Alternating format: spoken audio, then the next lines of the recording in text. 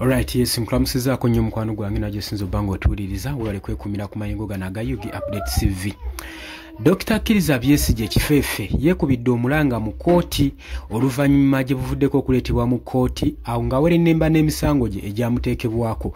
Yeekubidde omulanga eri omulamuzi ng'agamba nti nno nzigwawo siina mirembe era nga nsula bubi nnyo olw'ensonga nti nno agamba nti nno ebiku bisutse okubanga bimuluma mu kkomera gy'asula. Era ng'agamba embeera gy'alimu eno luzira bukyanga aleetebwa tafunanga ku mirembe yadde asula atudde olw'ensonga nti nno embeera ya prison oba y'akaduukulu ke baamuteekamu tekeeyagaza olw'ensonga nti nno ebiku bimufuukidde ebikuggwe mukwano gwange ali eyampuliriza. Oli ku Yugi Update TV ko sinzo bango otuwuliriza gwatano tweyungako eyandeetazo tweyungako kira wansi waliwo ekigambo subscribe kikoneko obeere nga naawe otweyungirako ddala bulungi nnyo. Abali emitala w'amayanja mbalamusizzaako nnyo mwebale kwekumira ku Yugi Update TV.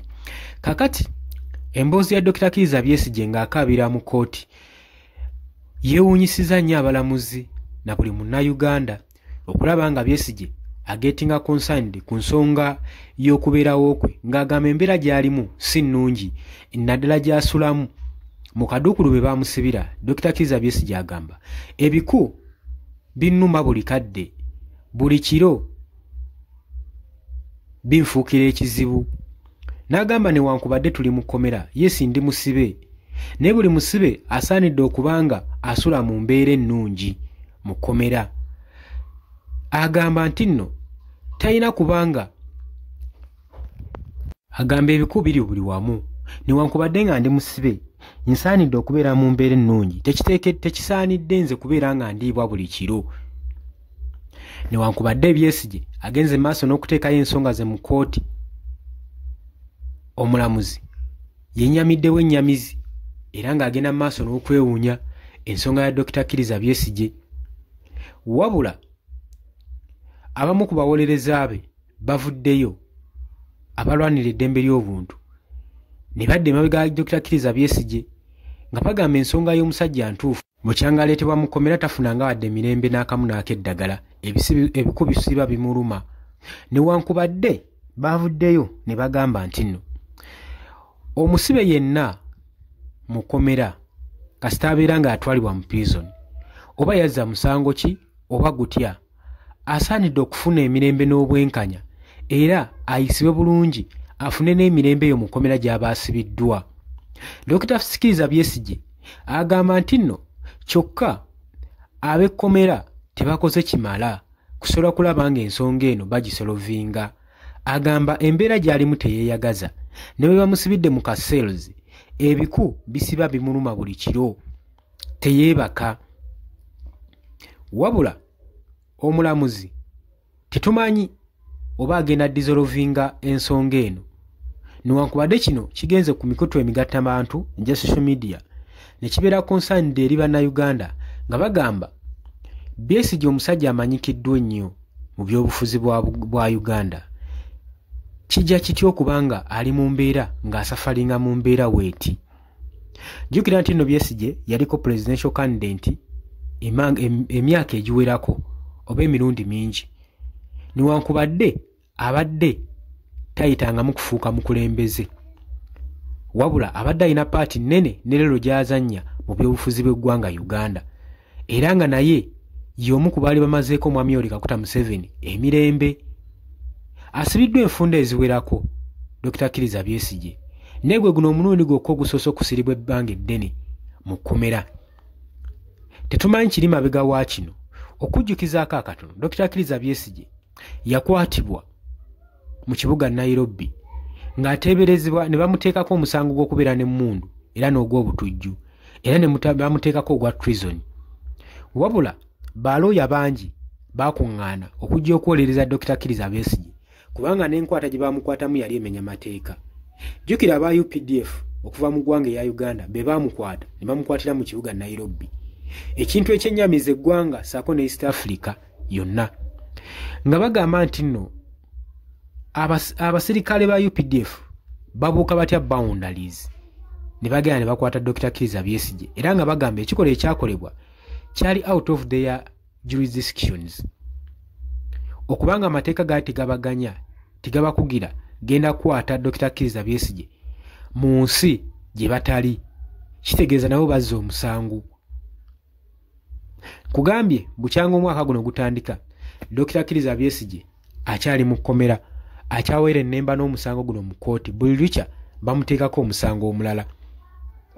Kakuluno alaga okwennyamira kwe ng'alaga embeera gy'asulamu akaduukulu tekali mu mbeera nnungi, ebiku biringa ebiku mu buliri bwe, asula teyeebase. Agamba sijja kukkiriza bikolwa nga bino, newankubadde ndi musibe tekitegeeza nti nno nnyina kuliibwa nga ndi mulamu na biku. Era ye agamba ab'ekkomera kino baakikozesa intentionally omuteeka mu kaseero akalimu ebiku, bongere okuba nga bamucunya bamutokyalinga, ekintu ekitoobola eddembe ly'obuntu. Kubanga Dr. Kizza Besigye newankubadde ali mu mbeera eyo, jjukira kimenya amateeka tannaba kubanga asalirwa, akyawera ennemba buwere ennembera misango. Wabula kyandibadde kitegeerekeka kubanga yali asaanidde okuweebwa beyiro engeri gye batannamusalira awozesebwe ng'ava waka. Bye bino ebikolwa bye tugenda mu maaso n'okuvumiriza gavumenti byegenda mu maaso n'okukola. Kati Dr. Kizza Besigye ku myaka gy'alimu, singa mwami Yoweri Kaguta Museveni yamukwata n'amusibira ewaka we teyandibeddeyo n'amuteeka ku house arrest, ekyo nakyo kyandimaze. Naye kati oddidde omusajja agenda myaka 7 omutadde mu kaseero k'ekkomera, ali mu prison, omucunyizza, ayina famire ye. Kati tetulabawo kigendererwa kiri mabega wa kino okuggyako okusirisa amaloboozi g'abo abalwanirira eddembe lyabwe oba eddembe ly'ensi yaabwe. Oba okitegeera? Kakati kino kikudrivinga ne kikuzzaayo ku ssaala gye basomedde gye babadde basaba eri Pulezidenti Yoweri Kaguta Museveni ng'agenda maaso n'okwetondera eggwanga ku bikolwa nga bino. Yandibadde yeetonda ng'ebikolwa bye biraga action. Singa yakutte n'ata abasibe ba political prisoners, awo niyo yandigenze mu ssaala ey'okusonyiwa, kandibadde kabonero akalaga nti yeetondedde eggwanga. Yagenze mu maaso n'okwetondera Uganda at large saako ne Buganda, era ng'ayagala omukwano guddemu gumendingibwe ogwaliwo ne Buganda ogwedda nga yakajja mu buyinza, of which ekimanyi nti no bakikyasoboka kubanga embeera n'entuntuza gyatutunuzaamu bannayuganda nga n'embeera gye balimu tebeeyagaza, obwavu bufuuse obwavu. Ebintu ebimu bye yasangawo bannayuganda bakomplainga bagamba mwami Yoweri Kaguta Museveni ne gavumenti ye baabisaanyaawo, ate takoze kimala kutondawo bintu birala. Kati ze zimu ku nsonga lwaki bannayuganda banyiivu. Oli ku Yugi Update Civic Sinziro Bango otuwuliriza, wabula tetumanyi oba omulamuzi agenda kwanukula ku nsonga ya Dr. Kizza Besigye kubanga yasigadde eri mu bbanga nga talina na solution gy'ataddewo. Wabula ye Dr. Kizza Besigye yeekubidde omulanga mu kooti ng'agala kooti omulamuzi abiyingiremu, embeera gy'alimu mbi, asafaringa, ate ekkomera nga ddyo prison terisobola kusolovinga nsonga eno. Kyetaaga omulamuzi yennyini n'abanga ayingira mu nsonga ya Dr. Kizza Besigye. Oli ku Yugi Update TV, genda wansi waliwo ekigambo subscribe kikooneko obenga otweyungako. Abali mu diaspora Kato, Oman, Dubai, Saudi Arabia, UK, USA mwenamba tumiddeko nnyo, mukola kyamaanyi nnyo okwekumira ku mayengo gano. Mbaagala nnyo baganda bange. Wabula osobola okujja mu comment section n'oteekayo endowooza yo gwe ebintu nga woobiraba, newankubadde kale ali ku ludda oluvuganya gavumenti n'emisango gye baamuteekako tetumanyi, oba oliawo y'ensonga lwaki gavumenti yayagadde okuyisa etteeka lino erya UPDF Amendment Bill okusobola okulaba ng'epapaatikako emisango ku figures naddala ezo ziri ku ludda oluvuganya gavumenti. Nkwagala nnyo, nja kwagaliza olunaku olulungi, tujja kuba nga tukomawo.